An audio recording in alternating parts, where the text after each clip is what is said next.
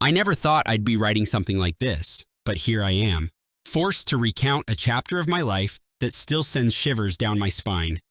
I've spent sleepless nights revisiting every detail, every lie, every deceit, as if replaying a horrific movie that I can't seem to escape. It all began when my wife, Amanda, casually informed me that she couldn't take me to her college reunion because spouses weren't allowed.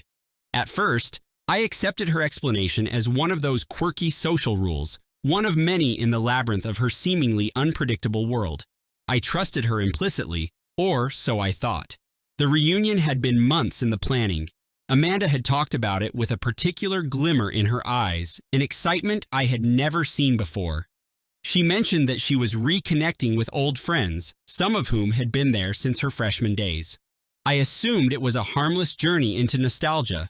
Little did I know that this reunion would soon become the catalyst for one of the most gut-wrenching betrayals of my life.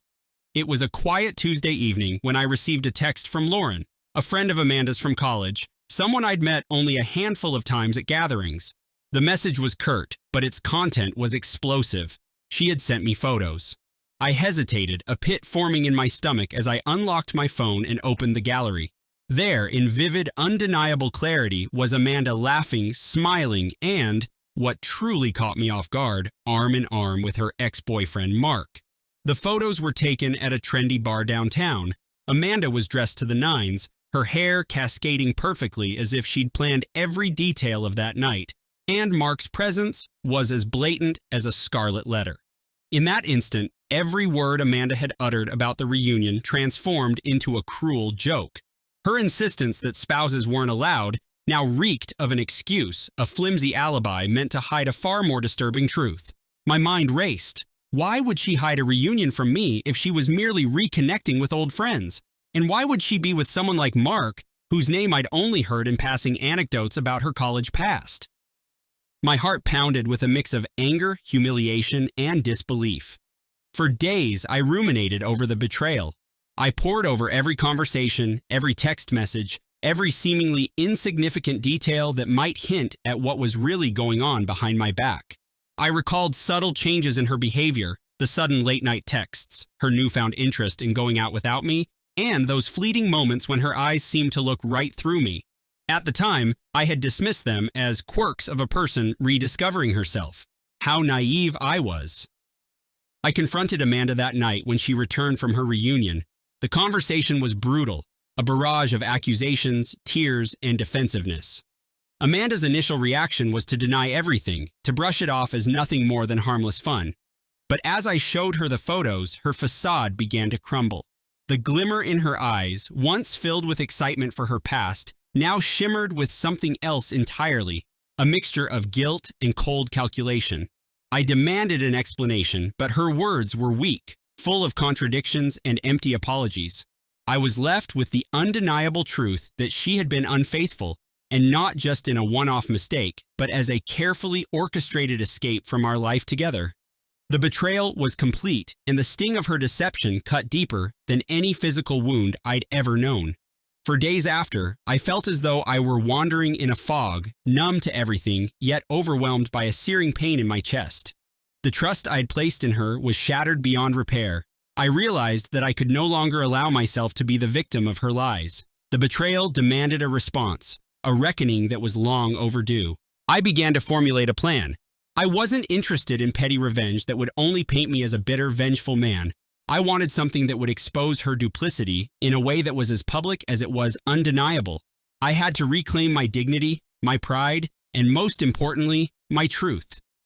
I spent long nights scouring social media, piecing together conversations, and collecting evidence of her secret rendezvous with Mark and the other manipulations she'd used to cover her tracks.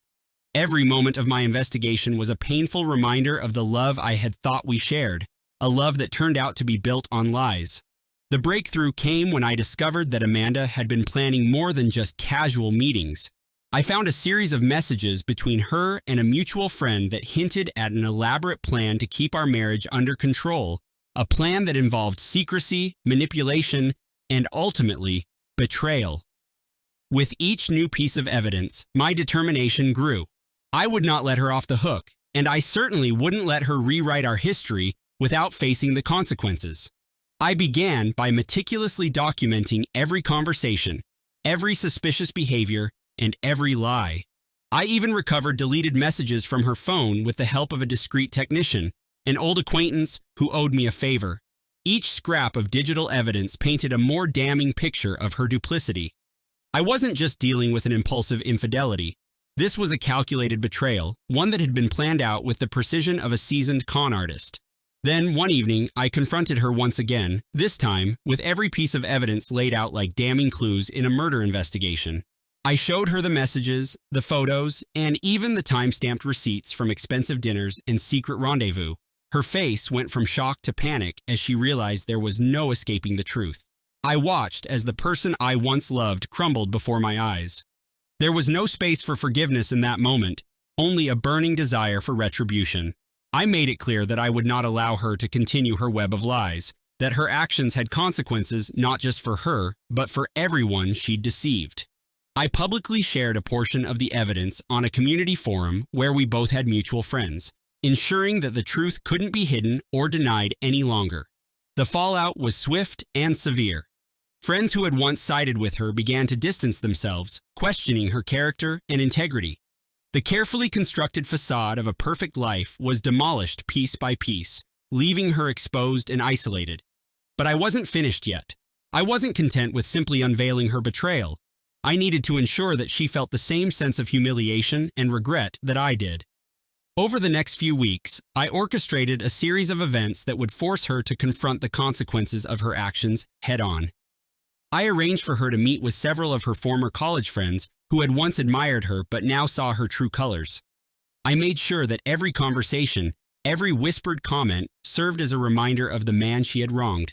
I even managed to secure an interview with a local lifestyle blog under the guise of exploring the complexities of modern relationships.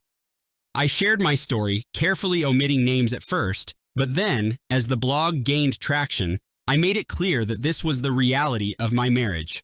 A cautionary tale of misplaced trust and the bitter taste of betrayal. The interview was raw and unfiltered, resonating with readers who had experienced similar heartbreak. It wasn't just my story, it was a universal reminder that trust, once broken, can never be fully repaired. Throughout this process, I maintained a cold, calculated demeanor. I refused to let anger get the better of me, even as every fiber of my being screamed for a more explosive revenge. I realized that true satisfaction would come not from a rash act of violence or an outburst of uncontrolled fury, but from a deliberate, well-crafted plan that would leave no doubt as to who was truly in control. My revenge was not an impulsive act. It was a carefully orchestrated symphony of justice. One particularly unforgettable night, I arranged a dinner party under the pretense of reconciliation. I invited Amanda, along with a select group of our closest friends and even a few acquaintances from her past, who I knew held a grudge against her for reasons unrelated to our marriage.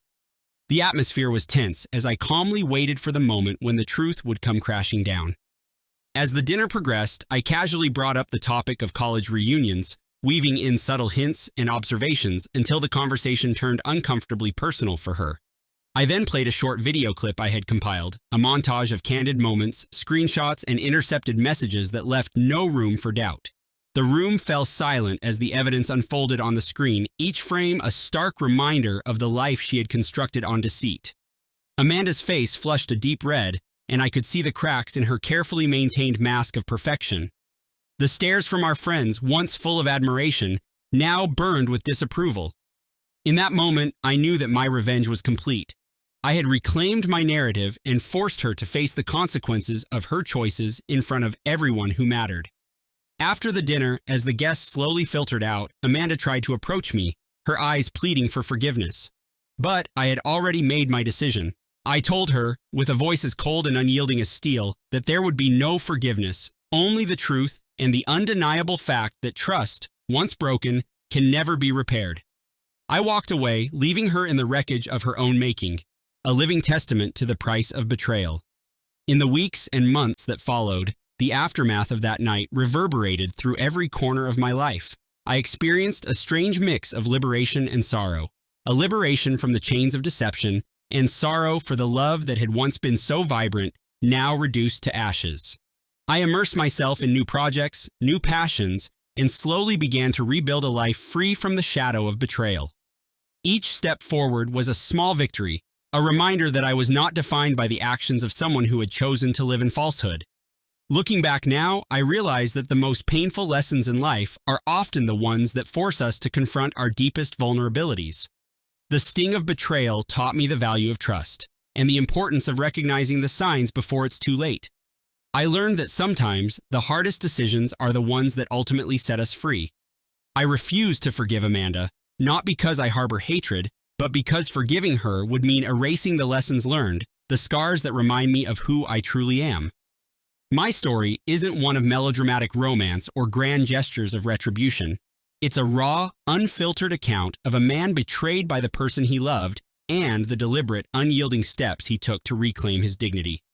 I share this not to incite further bitterness, but to serve as a cautionary tale, a reminder that the pursuit of truth and justice is not always easy, but it is always necessary.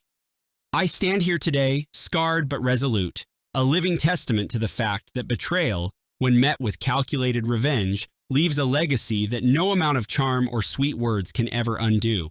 As I write this, I know that many will see me as cold-hearted or ruthless, but I view my actions as a necessary reclaiming of my life.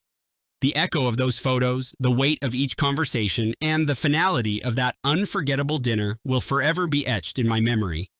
Amanda's actions may have caused irreparable damage to our past, but they also forced me to discover an inner strength I never knew I possessed. For anyone who finds themselves standing at the crossroads of betrayal, know that you are not powerless. There is strength in seeking the truth, and there is power in facing your demons head-on. I chose not to be a victim. I chose to rewrite the ending of my own story, one where justice is served not through impulsive rage, but through the cold, calculated process of reclaiming what is rightfully mine. I learned that forgiveness is not always the path to healing. Sometimes it is the act of holding someone accountable that truly sets you free. Now, as I move forward with my life, I carry the lessons of this painful journey with me. The betrayal of trust, the sting of deception, and the satisfaction of a well-executed revenge are all parts of a mosaic that has shaped the man I am today. I remain unapologetically true to myself, unwilling to let anyone rewrite my story or undermine my worth. Amanda's choices will always be a part of my past, but they no longer define my future. In the end, I found that the only person responsible for my happiness was me, and that realization was the most potent revenge of all. I share my story here not as a tale of bitterness, but as an affirmation that even in our darkest moments, we have the capacity to reclaim our power. The path to healing is not paved with forgiveness of those who wronged us, but with the unwavering commitment to honor our own truth. I will forever carry the memory of that fateful night, not as a source of regret, but as a beacon that illuminated the strength within me. The betrayal may have shattered the life we once knew, but it also forged a new, unbreakable version of myself, one that will never again be deceived, manipulated, or left to pick up the pieces alone. In telling this, I hope you understand that revenge isn't about mirroring the hurt inflicted on you. It's about reclaiming your life, asserting your worth, and making sure that those who betray you are left to face the consequences of their own actions. The journey was painful and the scars remain, but each mark is a reminder that I survived, stronger, wiser, and determined never to allow myself to be reduced to a victim again. This is my story, a chronicle of betrayal, a testament to the cost of deceit, and ultimately a declaration of independence from a life built on lies. I will not forget, and I will not forgive, for forgiveness in this case would be surrendering to the very darkness that once threatened to engulf me. Instead, I choose to rise, to forge my own destiny, and to ensure that the truth, no matter how painful, always prevails. And that, I believe, is the ultimate revenge.